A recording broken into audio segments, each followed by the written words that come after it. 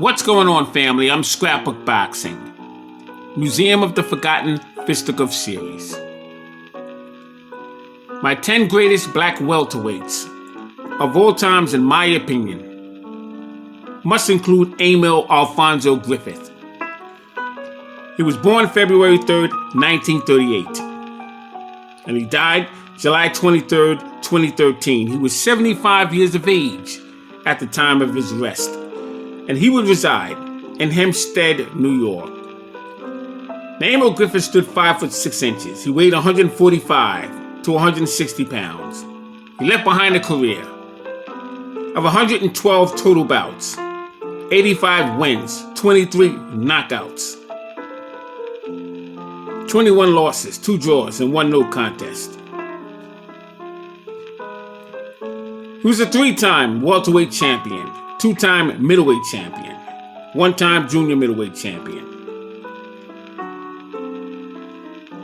He was the 147-pound New York Open Class champion in 1958.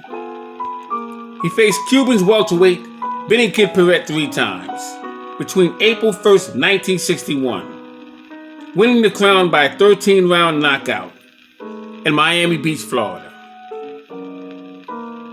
September 30th, 1961, he would suffer a 15-round loss, and his welterweight championship crown would go to Benny Kid Perret, New York's Madison Square Garden. Then he faced him one more time on March 24th, 1962. He would stop him in 12 rounds, and he would re-win the World Welterweight Championship crown. Once again, the fight took place in New York's Madison Square Garden, but this time, tragic would occur. Benny Kid Perret would suffer blows to the head, to the body, before banging the back of his head against the iron pole, and he was slumped to the canvas, and he would not recover. After the third bout, Griffith wins 80 bouts with 12 knockouts. He would face Jorge Fernandez, Isaac Logart, Denny Moyer, and Manuel Gonzalez, Ruben Hurricane Carter, Carlos Monzon, defeated Don Jordan for the vacant WBA Junior Middleweight Championship crown.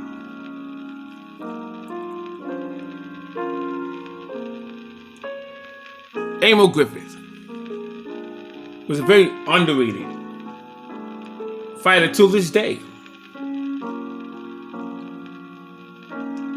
I spoke with Ruby Goldstein, and he told me about Emile Griffith.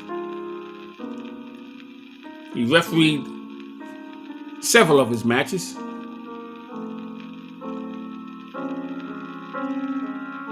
He said Griffith was something else. I met Emile Griffith along with my dad. We met him on a train on our way to Queens to pick up a new car, and Emile Griffith stood right there on the train. No one recognized who he was. And we talked to him about several things.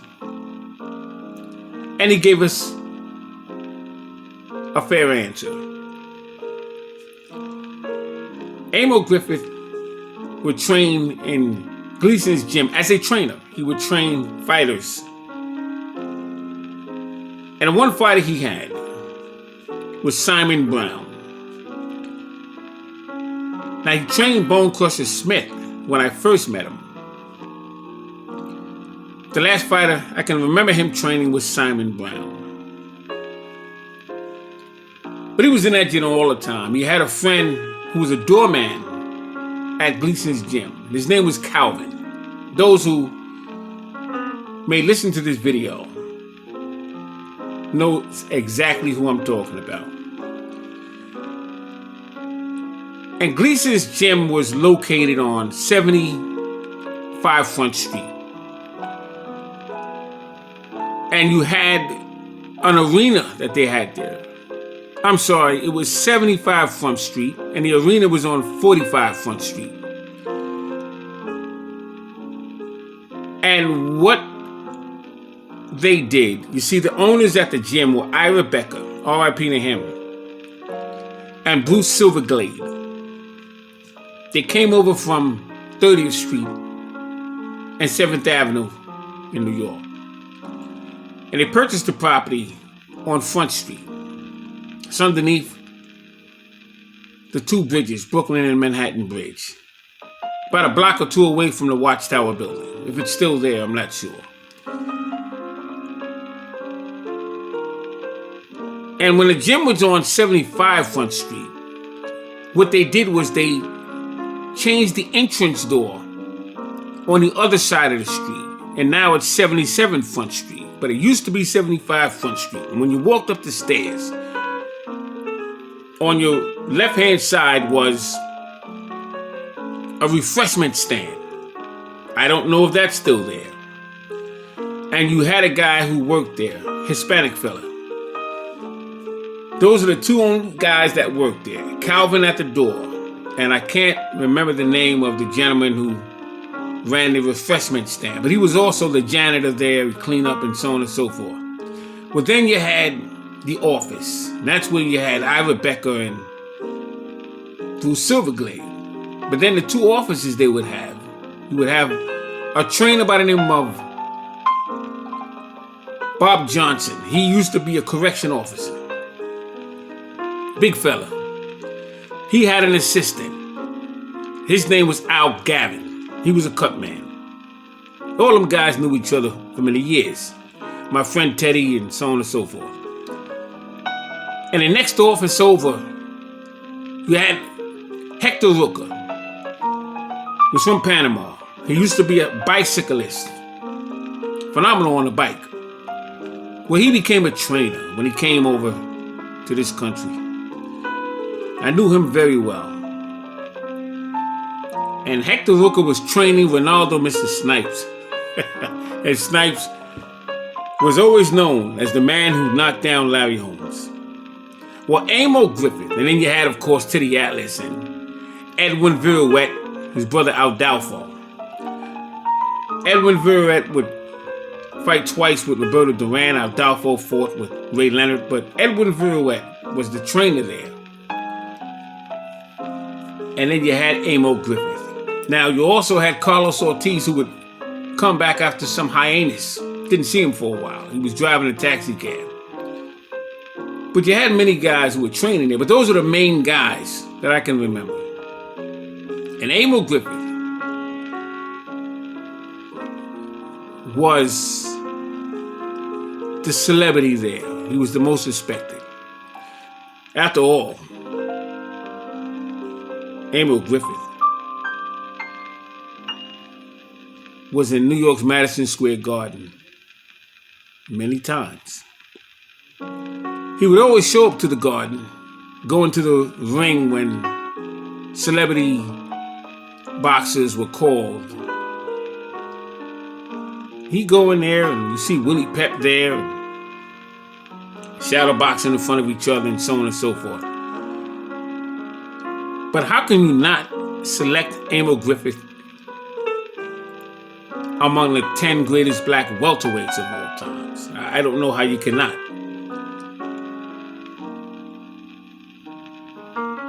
When you look at his record, he was in there with Vito Antuofermo, Bad Benny Briscoe, Carlos Monzon, Ernie Lopez. Ernie Lopez was the brother of Danny Little Red Lopez. Dick Tiger, who he would take the middleweight championship strap from. Nino Benvenuti.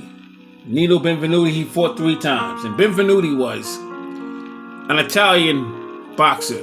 And Griffin fought Benvenuti at the Garden. Although he was the hometown hero, but everybody booed when Griffin got in the ring. And they cheered for Nino Benvenuti, excuse me. Griffin would take on Don Fulmer, the WBA, America's, middleweight title. It was a junior middleweight title. Brian Cuevas and Ralph Dupas, Ruben Hurricane Carter, and Luis Manuel Rodriguez fought him twice.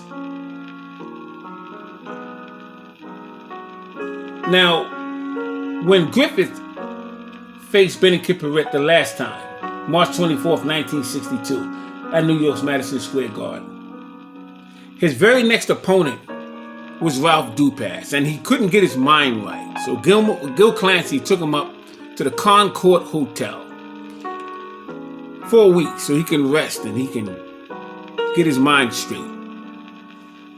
Because Dupas, as quiet as it's kept, was a good little scrapper there. He would defeat Dupas. He would defeat Denny Moyer, defeat Don Fulmer, defeat Teddy Wright. And I remember when he fought Willie Terrell from South Africa. Fought him in New York's Madison Square Garden, October 22nd, 1960. And that was a pretty good scrap. Very good scrap. Took on Randy Sandy and Willie Stevenson. Remember when he fought Larry Jones? That was an interesting fight. Anticipated fight, I might add. But when he was stopped by Ruben Hurricane Carter in one round, he came back and fought Ralph Dupas. And Ralph Dupas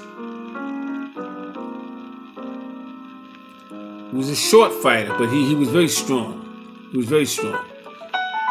But in Gleason's gym, you had Kenny Lane, Carlos Ortiz, Denny Moyer, Emile Griffith. Vito Anafermo. I used to see these guys on 30th Street and 7th Avenue when Gleason's moved from 149th Street and 3rd Avenue. And I would watch these guys train. Young man at the time, but I knew what I was looking at. And Carlos Ortiz used to sweat. He would take his t-shirt and he would wring out all the sweat. And he would train hard. Emile Griffith never stopped hitting that heavy bag.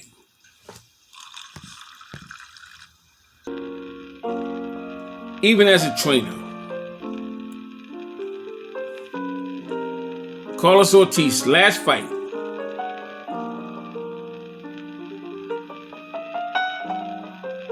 was when he fought Ken Buchanan. And when Roberto Duran defeated Ken Buchanan, Ortiz said, "That's it for me." He never fought Roberto Duran. I took it as the passing of the torch because Carlos Ortiz was a hell of a lightweight. He defeated Joe Brown, Las Vegas, Nevada. And up until that point, Joe Brown defended his lightweight championship title 12 times. And eventually, Roberto Duran would eclipse that. You had Jimmy Carter, who would defeat Ike Williams, 1951, 14 rounds. And Jimmy Carter would be the only lightweight champion to defend his title to the point where he would become a 3-time lightweight champion.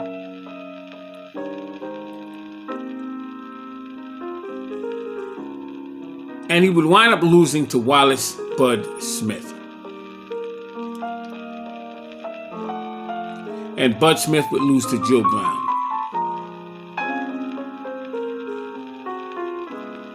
And Joe Brown lost to Carlos Ortiz. And Emile Griffith came from that school. Randy Sandy, Georgie Benton, Ruben Hurricane Carter. Oh, man. We had Luis Manuel Rodriguez.